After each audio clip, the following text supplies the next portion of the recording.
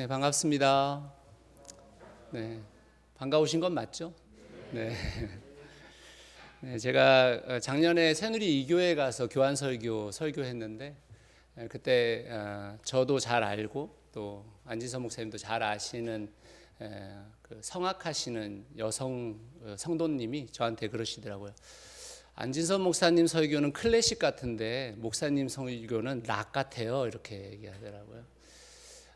이용 목사님 설교는 어떤가요? 락 발라드 정도는 되나요? 제가 오늘 락 설교를 한번 여러분들하고 같이 나눠드리겠습니다. 제가 최근에 요셉 설교를 시리즈로 3번 했는데요. 오늘 여러분과 나눌 설교는 두 번째 설교입니다. 첫 번째 설교에서 요셉이라는 인생이 우리는 보통 꿈꾸는 자 이렇게 알고 있지만 요셉은 꿈꾼 적이 없고요. 꿈꾸임을 당했죠. 사실은 그가 꿈꾼 것은 하나도 없습니다. 하나님이 꿈꾸게 하신 자인 거죠. 그 꿈꾸는 자 누가 도대체 하나님의 꿈을 꿀 수 있는가? 요셉이 어떤 인생인가를 살펴보면 요셉은 정말 평범한 인생이거든요. 전혀 두드러진 특별함이 없는 존재잖아요. 요셉은 정말 어떻게 보면 형들을 농락하는 그런 꿈 이야기를 막 맘대로 할 수 있는 그런 존재였단 말이에요. 그렇게 특별하지 않은 존재가 하나님의 꿈을 꿨다면 우리도 얼마든지 하나님께서 꿈꾸게 하실 수 있으실 것이다. 어떻게 생각하세요? 여러분들은 하나님이 꿈꾸게 하실 것 같으십니까? 꿈 별로 안 꾸고 싶으세요? 네. 또 사실 요셉은 특별하게 인생의 모든 것들이 이렇게 성공대로를 달린 사람이 아니잖아요.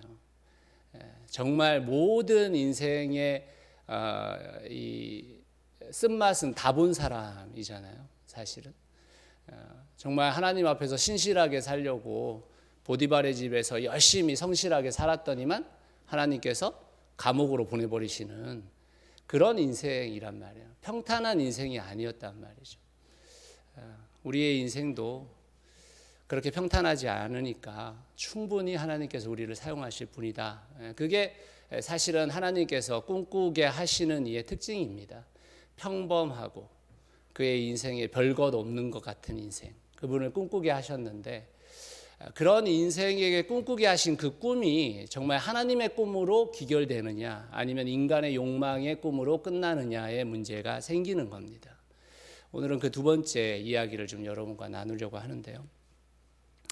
우리는 사실 더 이상 꿈을 믿지 않습니다. 여러분 주위에 꿈꾸는 사람 있으면 어떠세요? 되게 반가우세요? 아니면 좀 멀리하고 싶으세요? 어떻게? 아마 멀리하고 싶으실걸요? 인생에서 꿈꾸는 사람을 가까이 두고 싶은 사람들이 점점 없어지고 있죠. 꿈꾸는 이들 중에 사기꾼들도 많아 보입니다. 교회도 비슷합니다. 하나님께서 꿈을 주셨다라고 하는 사람들이 나타나면 별로 신뢰할 수 없는 존재처럼 느껴지죠. 목사님들이 꿈꾸시면 큰일 나잖아요. 그죠? 사모님이 꿈꾸면 더 큰일 난다고 하더라고요. 그만큼 우리는 하나님께서 꿈꾸게 하셨다라는 것에 대해서 별로 신뢰하지 않는 세상을 살아가고 있습니다. 어쩌면 우리는 더 이상 하나님의 꿈에 대해서 관심이 없는지도 모르겠어요. 어떤 꿈도 하나님의 꿈이라고 동의하고 함께 가고자 할 때 그것을 같이 가고자 하는 사람들이 드문 세상이 됐습니다. 아니 성경을 이렇게 해석할 수도 있고 저렇게 해석할 수도 있는데 그것이 꼭 하나님의 꿈이라고 이야기할 수 있냐? 라고 이야기하시는 분들이 생겨지기 시작했죠. 사사기의 시대를 우리는 어쩌면 살고 있는지도 모릅니다. 신앙을 자기 소견에 옳은 대로 살아가고 있는 거죠. 그런데 성경은 사실 하나님의 꿈과 인간이 꾸고 있는 꿈이 별로 다르지 않다고 얘기해요. 그런데 그 꿈이 어떤 귀결을 갖고 있느냐에 따라서 그게 하나님의 꿈이 되기도 하고 인간의 욕망이 되기도 한다는 것을 성경은 우리에게 보여줍니다. 특히 이 요셉의 사건 속에서는 하나님이 꿈꾸게 하신 그 꿈이 인간의 욕망의 꿈과 어떻게 다른지 우리는 비교할 수 있는 아주 좋은 본문이라고 할 수 있습니다. 여러분은 하나님의 꿈을 알고 싶으세요? 알고 싶으십니까? 네. 저희 교회도 별로 대답이 없는 교회인데 새누리교회는 더 심하군요. 네. 제가 잘 인식하고 설교하겠습니다. 하나님의 꿈과 인간의 꿈에 차이가 있는데 첫 번째 차이는 꿈의 범위입니다. 꿈의 범위가 세상 속으로까지 가느냐 아니면 그 범위가 나, 가정, 교회에 멈추느냐의 차이가 있는 겁니다. 하나님의 꿈은 끝없는 확장성을 갖고 있어요. 하나님의 꿈은 개인과 가정과 교회에서 멈추지 않습니다. 하나님의 꿈은 반드시 세상으로 향하게 되어져 있어요. 요셉이 꿈은 자칫 개인의 성공과 개인의 영달에 관련된 꿈이라고 생각할 수 있습니다. 그런데요, 요셉이 꿈은 결국 엄청난 확장성을 가지고 세상을 향하고 있다는 것을 알아야 합니다. 창세기 41장 56절에서 57절 말씀 같이 한번 읽어볼까요? 네, 본문이 앞에 나와 있는데 한번 같이 읽겠습니다. 시작. 온 지면에 기근이 있음에 요셉이 모든 창고를 열고 애굽 백성에게 애굽 땅에 기근이 심하여 각국 백성도 양식을 사려고 애굽으로 들어와 요셉에게 이르렀으니 기근이 온 세상에 심하였더라.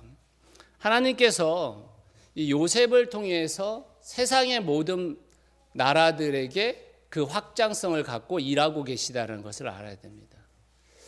여러분 한번 생각해 보세요. 하나님의 꿈의 시작은 아브라함이죠. 하나님께서 아브라함을 불렀습니다. 그렇죠? 근데 그 아브라함의 가문에서 끝났습니까? 그렇지 않잖아요. 아브라함을 통해서 하나님이 복 주셨지만 그 복이 결국에는 야곱과 그의 자손들을 통해서 애굽으로 흘러갔습니다. 그리고 그 애굽에서 멈추지 않았죠. 이스라엘로 다시 하나님의 나라를 이루기 위해서 보냈어요. 그런데 문제가 생겼습니다. 어떤 문제가 생겼느냐? 하나님께서 이스라엘을 선택했는데 왜 선택했냐면 만민을 위한 선민으로 선택했는데 이스라엘은 만민을 위한 선민이 아니라 그 꿈의 확장을 자기들에게서 멈춰버렸습니다. 구약 성경은 결국 이스라엘의 실패의 역사를 보여주는 거거든요. 하나님께서는 만민을 향해서 너희들을 불렀다라고 얘기했는데 하나님께서의 부르심이 자기 안에 멈춰 있는 줄 알았다라는 것이죠. 많은 그리스도인들이 신앙을 개인의 영역으로 생각합니다. 공동체, 교회 정도의 확장성을 갖고 있다고 생각해요. 그러나 그것은 하나님의 꿈이 아니에요. 하나님의 꿈은 세상으로 나아가게 되어 있습니다. 하나님의 꿈은 세계 열방으로 나아가게 되어 있습니다. 여러분 하나님께서 우리에게 꿈꾸시게 하신단 말이에요. 같은 꿈을 꿔요. 그런데 그 같은 꿈이 내 개인에서 멈춰요. 내 가정에서 멈춰요. 우리 교회에서 멈춰요. 그러면 그건 인간의 꿈이 돼버리는 겁니다. 그것이 세상으로 나가서 세상으로 확장되어야 그게 하나님의 꿈입니다. 동일한 꿈을 꿨는데 그것이 인간의 꿈이 될 수도 있고 하나님의 꿈이 될 수도 있는 거예요. 세상에 많은 그리스도인들이 자신 복받고 자기 자식 잘 되고 우리 가정 화목하면 그것이 신앙이라고 생각합니다. 믿음이 좋다고 생각하는 분들은 대부분 어디에서 또다시 이 신앙을 멈추냐면 우리 교회 잘 되는 거, 우리 교회 숫자 많아지는 거, 우리 교회가 성전은 없어졌지만 그 성전을 짓는다는 거, 이런 거에 하나님의 꿈이 있는 줄 압니다. 아니요, 하나님은 그런 꿈을 꾸게 하시지 않아요. 그것이 하나님의 복이 되기 위해서는 반드시 세상으로 흘러가야 됩니다. 그것이 하나님의 꿈이 되기 위해서는 반드시 세상으로 확장돼야 되는 것입니다. 여러분 신앙생활이라는 게 뭐예요? 우리의 신앙생활의 첫 번째가 예수 그리스도를 나의 주인으로 모시잖아요. 그러면 그 주인으로 모시자마자 관계의 확장이 이루어집니다. 어떤 관계의 확장입니까? 하나님과 나와의 관계가 확장돼요. 그런데 여기서 끝나는 게 아니에요. 하나님과 나와의 관계로 인해서 두 번째 관계가 확장됩니다. 누구하고의 관계가 확장될까요? 많은 분들이 이웃이라고 생각해요. 그렇지 않습니다. 그 전에 반드시 거치는 관계가 있어요. 나예요, 나. 내 이웃을 누구같이 사랑하라고요? 내 몸같이 사랑하라잖아요. 반드시 하나님과의 관계가 확장되어지면 나와의 관계 속에서 나의 정체성을 분명히 알게 됩니다. 그리고 나서 세 번째 관계가 확장되는 게 이웃이거든요. 그 이웃을 교회 공동체에 속해 있는 이웃이라고 할 수도 있고, 다시 네 번째 관계인 세상과의 관계로 나아가는 겁니다. 신앙생활은 반드시 관계의 확장을 갖는 거예요. 그 관계의 확장은 반드시 세상까지 가게 돼 있습니다.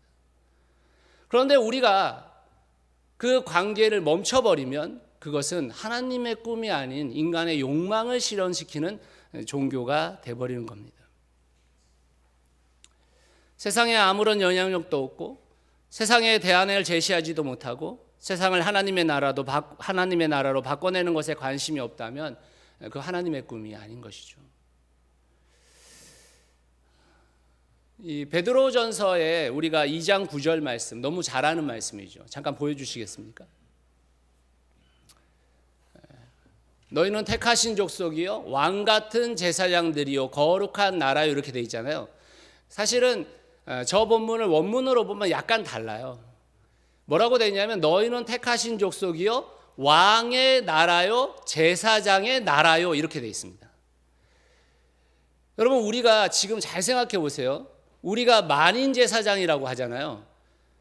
여러분들이 다 제사장이라고 하는 거 아닙니까? 근데 여러분, 우리가 다 제사장인데 여기 가서 여기 멈춰 있으면 제사장이 뭐가 필요해요? 다 제사장인데 제사장이 모여서 뭐 하시려고요? 교회 안에서 아무리 제사장 돼봤자 소용없는 겁니다. 다 제사장인데요. 어디 가서 제사장 돼야 되는 겁니까? 세상 가서 제사장 돼야 되는 겁니다.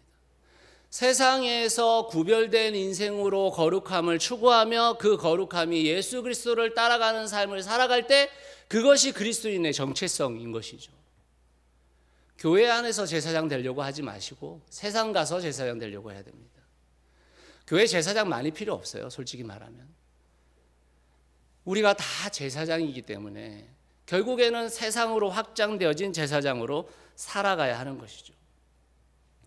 사람의 욕망인지 하나님의 꿈인지는 그 범위에서 차이가 나는 것입니다.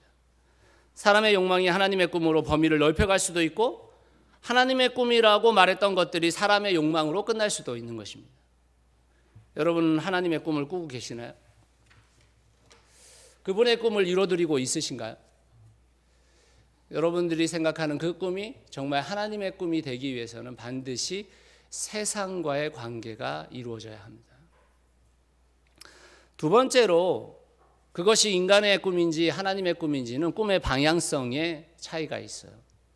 반드시 하나님의 꿈은 낮은 곳으로 가게 돼 있습니다. 하나님의 꿈과 사람의 꿈의 차이는 방향성의 차이가 있는 거거든요. 하나님의 꿈은 끝없이 낮은 곳으로 향합니다. 하나님의 꿈은 가장 낮은 자들을 향하는 거예요. 그러나 사람의 꿈은 가장 높은 곳으로 향하죠. 요셉을 보면 자칫 사람의 꿈처럼 느껴져요. 가장 높은 곳으로 향하는 것 같아 보이죠. 그러나 여러분, 요셉이 어린 시절에 형들보다 더 우위에 있는 것 같은 그런 꿈을 꾸는 것 같아 보이지만 결국에는 요셉의 꿈의 시련은 낮은 곳으로 흐르고 있는 것입니다. 여러분, 요셉의 시대, 요셉이 애굽의 총리가 됐었을 때 가장 약한 자가 누구일까요?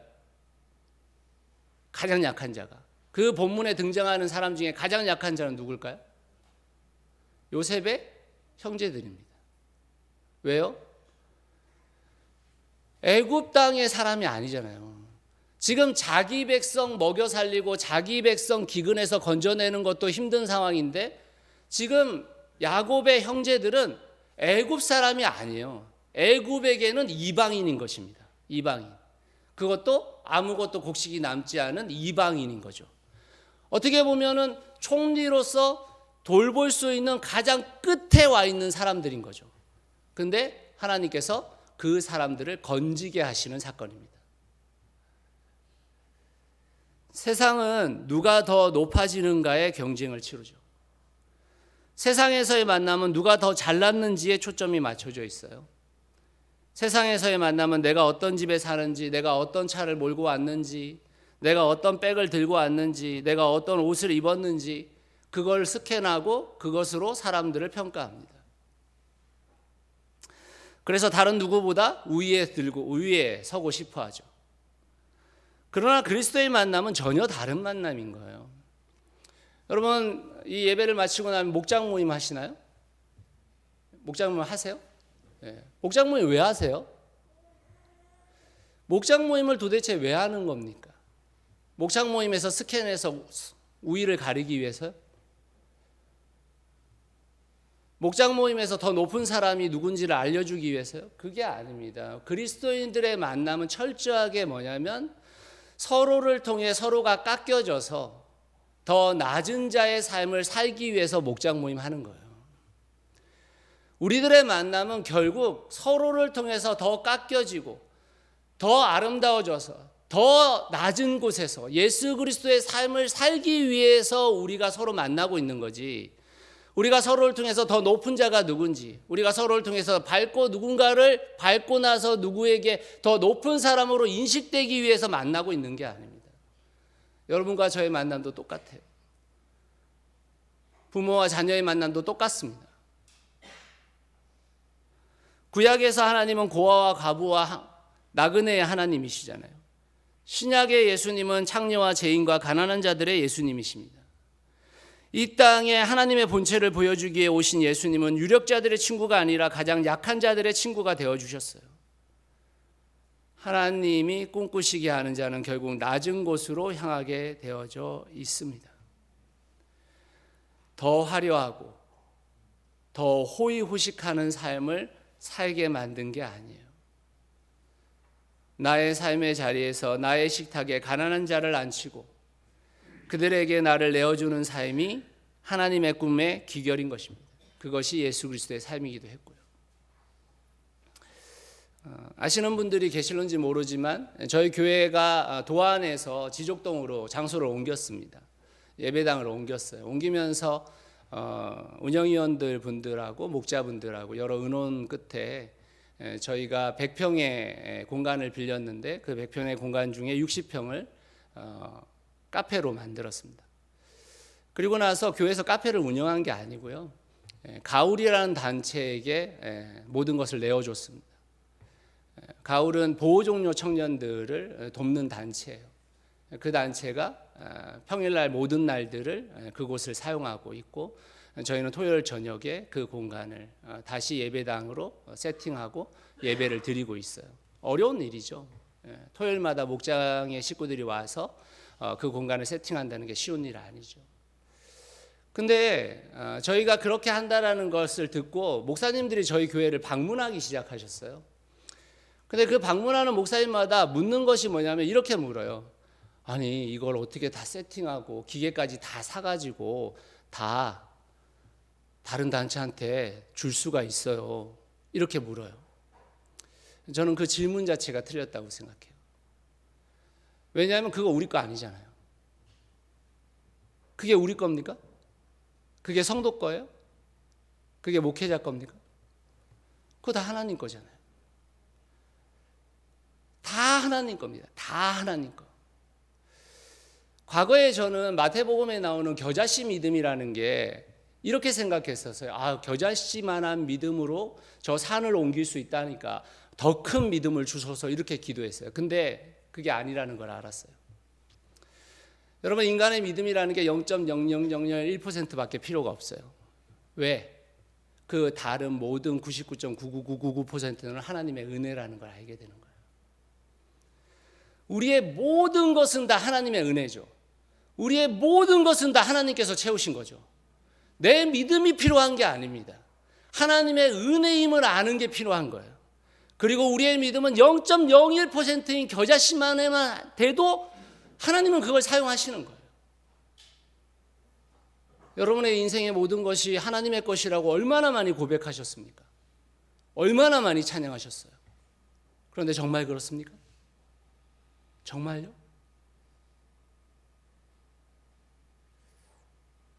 사랑하는 새누리 성도 여러분, 우리의 삶의 방향이 어디 있나요? 우리의 삶의 방향은 나이가 들어갈수록 우리의 신앙의 연수가 더할수록 더 낮은 곳으로 흐르고 있습니까? 아니면 여전히 높은 곳을 차지하기를 원하고 계시는 겁니까? 더 낮아지기 위함입니까? 더 높아지기 위함입니까? 그 방향이 사람의 꿈인지 하나님의 꿈인지를 결정하는 것입니다. 하나님은 여러분에게 꿈꾸게 하셨어요. 그 꿈이 정말 하나님의 꿈이 되려면 그 방향이 문제인 겁니다. 세 번째로 인간의 꿈과 하나님의 꿈의 차이는 꿈의 결과에 있어요. 그 꿈의 결과, 구원에 이르는 것입니다. 구원의 열매를 맺게 되는 것인가, 맺지 않게 되는 것인가의 차이가 있는 것입니다. 하나님의 꿈은 반드시 구원의 역사를 이루어내는 것이거든요. 결국 하나님은 모든 인류를 구원하고 싶어 하시는 겁니다. 오늘 본문이 약간 이상하게 느껴질 수 있어요. 지금의 우리의 생각으로 따지면 마치 요셉이 고리대금업 하는 느낌이거든요. 그렇잖아요. 처음엔 돈을 다 걷어들이고 곡식을 나눠주더니만 그 다음에는 가축들을 다 걷어들이고 그 다음에는 자기의 몸을 팔게 하고 그 다음에는 소장농으로서 땅을 다 사들이는 그런 고리대금업을 하는 것 같은 느낌이 든단 말이에요. 지금 이 느낌이. 그런데 그거는 지금 우리의 현대의 생각이고, 당시로 생각하면 한번 생각해 보세요. 당시로서는 이 기근이 7년 된다는 걸 알고 있었잖아요. 그리고 그 7년이라는 기간 동안에 이 국가를 운영해 가야 되는 상황들입니다. 그 상황 속에서 짐승을 그들에게 놔두면 짐승이 모두 다 죽겠죠. 잡아먹어야 되니까. 그렇잖아요. 모든 것을 다 잡아먹고 그 다음 7년 이후에는 짐승 없는 삶을 살아야 되는 거예요. 뿐만 아니라 땅도 마찬가지죠.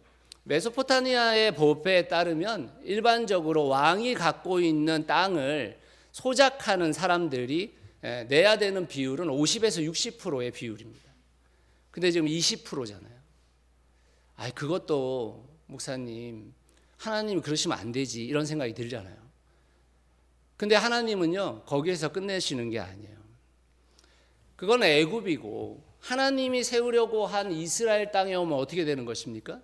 모든 사람이 땅을 분배받고 그 땅에 7년째 되는 해 어떤 사건과 사고를 통해 가지고 땅 주인이 바뀌더라도 어떻게 만드는 거예요? 리셋시키는 겁니다. 다시 그 땅 주인에게 돌려주는. 그게 하나님의 나라라고 여기고 있는 거거든요. 결국 여러분 우리의 인생 가운데서 하나님께서 구원의 역사를 이뤄내거든요. 여러분 구약과 신약은 구원이라는 단어 자체에 대해서 완전히 다른 해석을 하고 있어요. 우리가 생각하는 구원이라는 것은 우리가 죽어서 천국 가는 것을 구원이라고 생각하시는데 그것도 50%밖에 안 되는 거고, 구약에서의 구원은 원래 땅을 차지하는 겁니다. 땅을 차지하는 거. 구약을 한번 읽어보세요, 여러분. 결국 그 땅을 하나님의 나라로 이루는 것이 구원이거든요, 그들에게는. 신약이 오면 어떻게 되는 거예요? 많은 분들이 신약에서 구원, 내가 예수 그리스도를 구주로 받아들이고 이 힘들고 어려운 삶 견디다가 죽어서 저 천국 가는 걸 구원이라고 생각하는데 전혀 그렇지 않습니다, 여러분. 성경이 말하는 구원이라는 것은 내가 예수 그리스도를 구주로 영접하는 그 순간 하나님의 나라가 시작되는 거예요. 나는 하나님 나라 백성이 된 거예요. 그리고 하나님의 나라를 이루어가는 겁니다. 그리고 예수 그리스도께서 다시 오셔서 이 하나님의 나라를 완성시키는 거예요. 정말 이 설명을 길게 드리고 싶은데 나중에 한번 또 그럴 기회가 있으면 좋겠고요. 그러면 다시 말하면 우리가 구원을 받았다는 건 하나님의 통치를 받아들인 거거든요. 골로새서 1장 13절은 우리에게 이렇게 얘기하잖아요. 흑암의 나라에서 아들의 빛의 나라로 우리를 옮겼다, 이렇게 표현하고 있습니다. 옮겼다. 다시 말하면 우리는 빛의 나라에 들어온 거거든요. 시작된 겁니다, 이미. 그리고 여러분들은 그 구원을 받은 자로서 구원을 이뤄나가는, 그 하나님의 나라를 이뤄가는 그 단계에 있는 거죠. 결국 그 단계 속에서 우리는 뭘 하는 것인가? 에베소서 2장 1절에서 10절 말씀이 그 구원받은 자가 뭘 하는 거예요? 선한 일을 위해서 부름받은 거거든요. 선한 일. 선한 일의 일은 첫 번째는 구원입니다. 구원의 역사가 일어나고 있는 거야. 우리의 꿈이 결국 누군가를 구원의 역사로 이끌고 있느냐가 하나님의 꿈을 이루어드는지 아닌지의 차이인 것입니다. 우리의 꿈이 구원의 열매가 없고 구원의 역사가 일어나지 않는다면 그것은 사실 하나님의 꿈과는 관계없는 겁니다.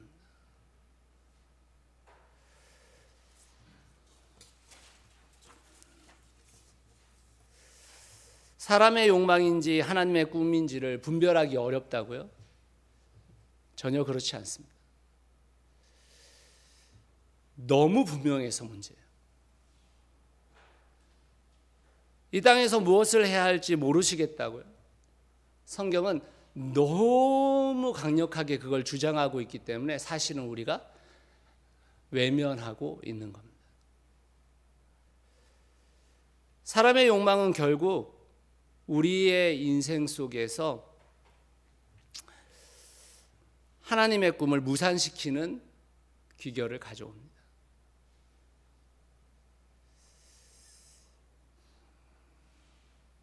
저는 새누리교회에 올 때마다 그런 생각을 해요. 저는 새누리교회도 있었잖아요. 새누리교회에서 제가 2년 사역했거든요. 사역하고 새누리 2교회로 분립개척하고 그 분립개척된 교회에서 10년 있다가 제가 새누리 3교회로 분립개척했습니다. 결국 새누리교회가 모체예요. 새누리교회가. 새누리 2교회가 정말 훌륭한 사역을 하고 있고 새누리 3교회가 훌륭한 사역을 하고 있고 대동새누리가 훌륭한 사역을 하고 세종새누리가 훌륭한 사역을 하고 있는 그 모체는 새누리교회예요. 새누리교회. 새누리교회가 결국에 그 모든 것들을 유지시킬 때 그것은 빛을 잃지 않을 수 있는 겁니다.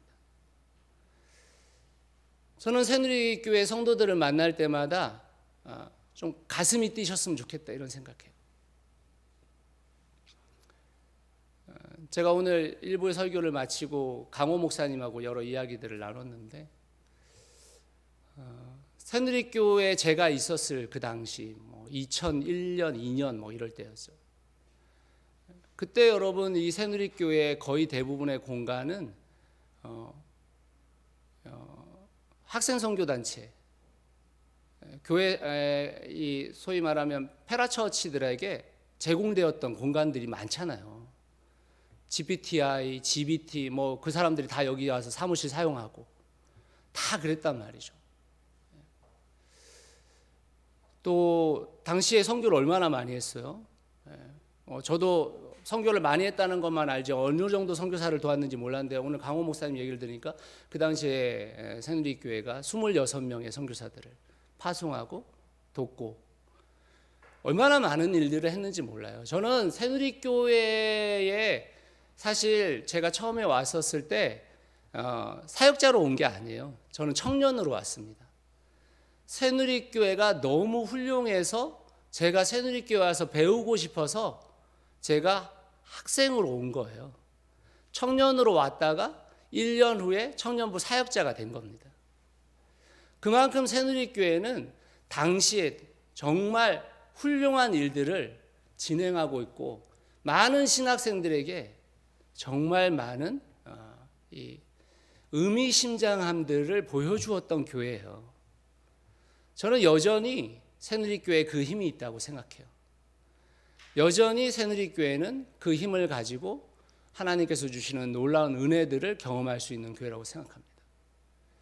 저는 새누리교회가 이제 하나님의 꿈을 다시 꿔야 될 때라고 생각해요. 다시 꿈꾸시면 되고 그 꿈 가운데서 하나님의 방향성, 하나님의 확장성, 하나님의 결과물을 만들어내면 되는 겁니다. 충분히 여러분들에겐 그 힘이 있습니다. 왜냐하면 여러분들을 통해서 탄생한 교회들이 그 힘을 발휘하고 있으니까요. 아멘이십니까? 사랑하는 새누리교회 성도 여러분, 정말 주님 한 분만으로 충분하다라는 그 말이 우리에게 그냥 허공을 때리는 고백이 아니라 우리의 인생의 모든 영역에서 그렇구나, 정말 그랬구나 라고 고백될 수 있는 영역이 되시기를 예수 그리스도의 이름으로 축원합니다. 말씀의 결론을 좀 내리겠습니다. 이렇게 막 이렇게 아멘 소리 듣고 제가 결론을 여러분들에게 찬물을 좀 끼얹으려고 하는데요. 그래서 제 설교가 락이라고 사람들이 얘기해요. 아마 이 설교를 듣고 나서 그 열망이 생기신 분들도 있을 거예요. 하나님께서 꿈꾸신 것을 꿈꿔보고 싶다라는 분이 생기신 분도 있고, 어떤 분들은 뭐 나하고는 관계없다 이렇게 생각하시는 분들도 있겠죠. 저는 그렇게 생각하시는 두 부류의 분들에게 좀 찬물을 끼얹어 드리고 싶습니다. 첫 번째, 열망이 생기신 분들, 정말 하나님의 꿈을 꿔보고 싶고 하나님의 꿈이 우리 가운데 이루어지기를 원한다라고 생각하시는 분들, 그분들에게 말씀드립니다. 성경에 그런 사람 많았습니다. 세상에 그런 사람 진짜 많았어요. 근데 그게 호언장담으로만 되는 거 아니거든요. 요한복음 13장 36절에서 38절에 보면 베드로가 예수님한테 주님 어디로 가시나이까 이렇게 묻습니다.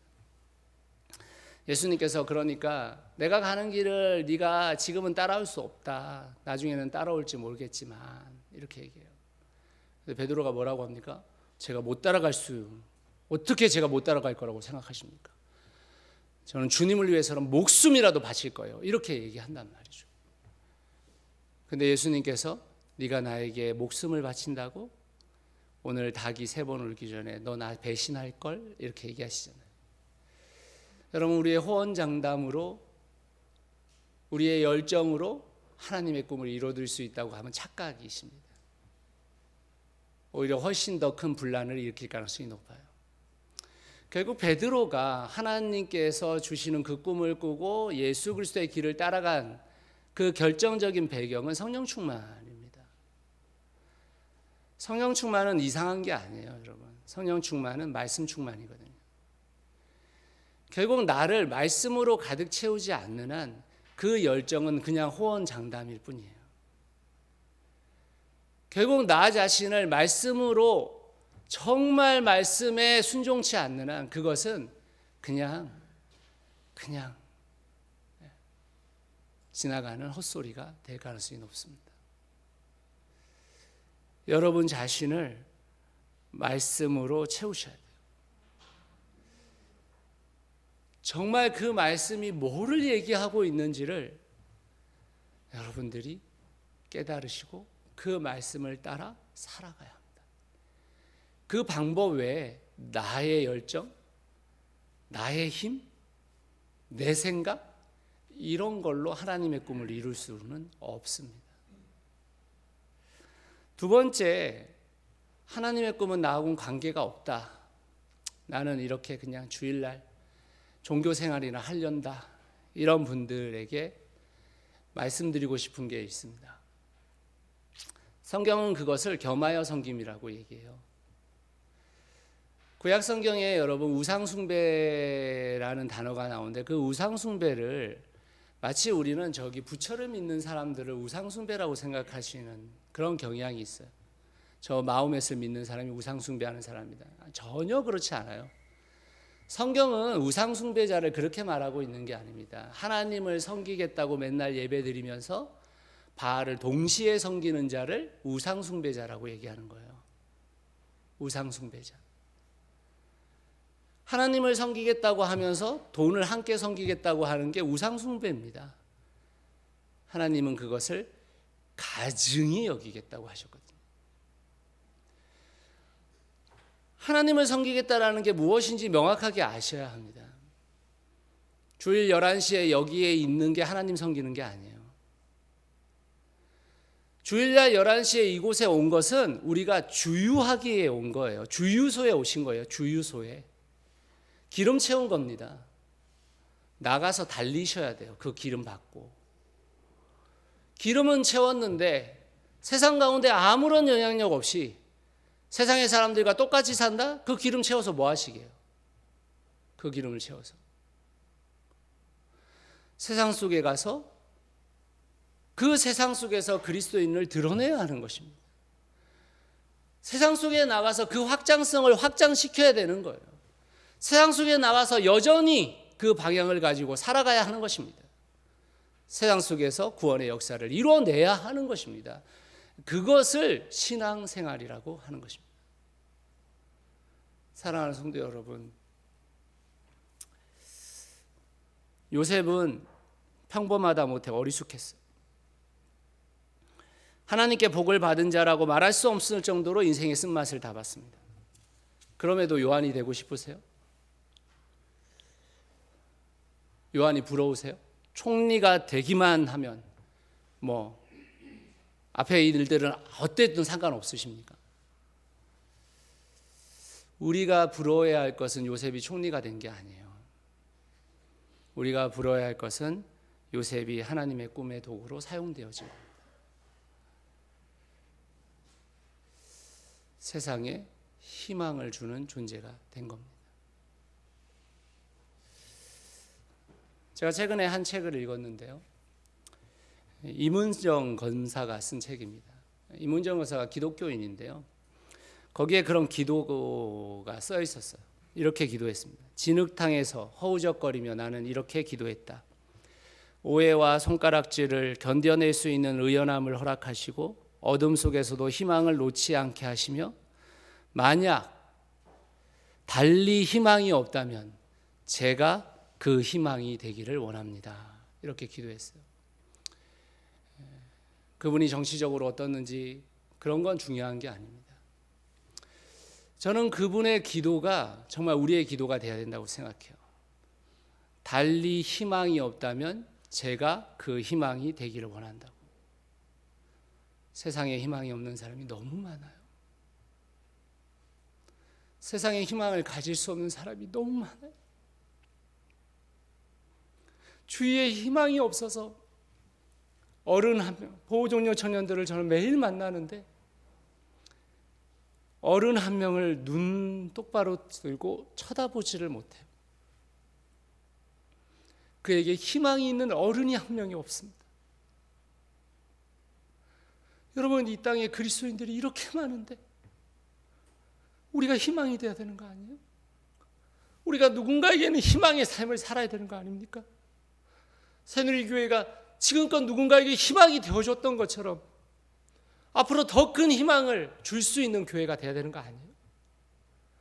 우리에게 그 꿈을 가꾸려야 되는 거 아닙니까? 우리에게 그 꿈 외에 다른 꿈이 뭐가 있는 겁니까? 사랑하는 새누리 성도 여러분, 여러분이 희망이 되어 주십시오. 여러분이 희망이 되어 주세요. 여러분의 교회가 또 다른 교회의 희망이 되어 주십시오. 또 다른 교회를 개척해 주세요. 또 다른 성도들을 일으켜 세워 주십시오. 여러분의 현장에서 만나는 그 사람들에게 예수 그리스도의 그 복음 때문에 희망이 되어 주십시오. 이 세상의 교회가 희망이 되지 못한다고 수없이 많은 사람들이 이야기할 때 적어도 우리만은 희망이 되겠다. 우리만은 희망으로 누군가에게 희망을 주고 사는 사람으로 살겠다. 결정하고 같이 걸어가야 되는 거 아니겠습니까? 저는 여러분들이 너무 고맙고 새누리교회, 새누리 이교회가 저에게는 너무나도 큰 은혜를 베풀어 주셨기 때문에 너무 감사해하고 있습니다. 그래서 저도 여러분들에게 받은 그 은혜를 흘려보내려고 애쓰고 있습니다. 여전히 저희의 형님 되신 새누리교회가 저희들보다 훨씬 더 큰 희망들을 세상에 흘려보내주시기를 예수 그리스도의 이름으로 축원합니다.